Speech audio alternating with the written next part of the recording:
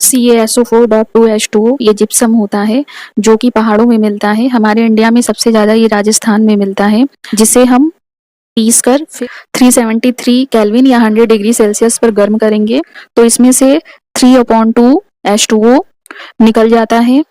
तब ये calcium sulphate hemihydrate बन जाता है, जिसे POP कहते हैं, प्लास्टर ऑफ पेरिस। जो प्लास्टर ऑफ पेरिस हमें मिला है, इससे बहुत सारी चीजें बनाई जाती हैं। ये पाउडर के फॉर्म में होता है, ये वाइट पाउडर के फॉर्म में होता है। तो इसे यूज करने के लिए हम इसमें वाटर को ऐड करेंगे। तो जितना वाटर जिप्सम को गर्म करके हमने बाहर निकाला है, उतने ही वाटर को हम इसमें ऐड करेंगे। हम एक थिक विस्कस मिक्सचर बनाएंगे। जिस भी चीज की कास्टिंग करना है उसके मोल्ड में हम उसे डालेंगे और फिर उसे ड्राई करेंगे। तब CaSO4.2H2O जिप्सम फिर से बन जाएगा। जो POP है उसमें वाटर को ऐड कर कर हम फिर से जिप्सम बनाते हैं, जो कि सॉलिड फॉर्म में होता है। जैसे अगर कोई भी स्टेचू बनाना है, सीलिंग डेकोरेशन के लिए अलग अलग डिजाइन बनाए जाते हैं, तो उसमें यही किया जाता है कि प्लास्टर ऑफ पेरिस में वाटर को ऐड कर कर फिर उसे फिर से जिप्सम में कन्वर्ट किया जाता है। जैसे ये चौक बना है तो ये भी प्लास्टर ऑफ पेरिस से ही बना है। इसमें भी व्हाइट पाउडर में पानी को ऐड कर कर इसे सॉलिड फॉर्म में बनाया गया है। ये जिप्सम का ही फाइन पार्टिकल है।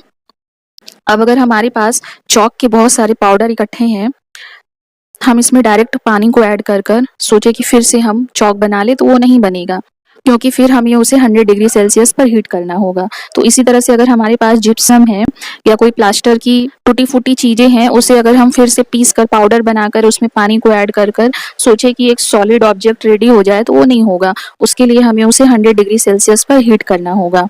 इसे प्लास्टर ऑफ पेरिस इसलिए कहते हैं क्योंकि ये सबसे पहले पेरिस में मिला था। वहीं के लोगों ने इसे सबसे पहले डिस्कवर किया और कुछ चीजें बनाई थी, इसीलिए इसे प्लास्टर ऑफ पेरिस कहते हैं।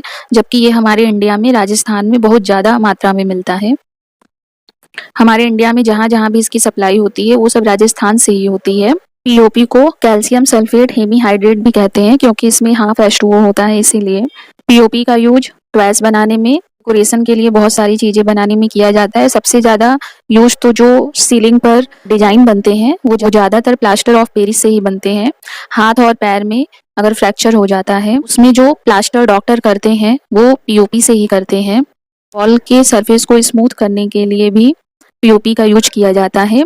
एक तो पुट्टी किया जाता है, तो पुट्टी बहुत ही फाइन पार्टिकल होता है जो कि हल्के से रफ वॉल पर किया जाता है। पर अगर वॉल बहुत ज्यादा खुरदुरा है तो वहां पर पहले प्लास्टर ऑफ पेरिस से ही वॉल को स्मूथ करते हैं, फिर उसके ऊपर अगर जरूरत है तो पुट्टी करते हैं।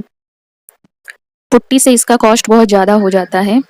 पुट्टी भी प्लास्टर ऑफ पेरिस से होता है, पर इसका बहुत ही फाइन पार्टिकल होता है। जो POP है वो अलग अलग पार्टिकल्स के साइज में मिलता है, तो जिससे स्टेचू बनते हैं उसका पार्टिकल थोड़ा बड़े साइज का होता है।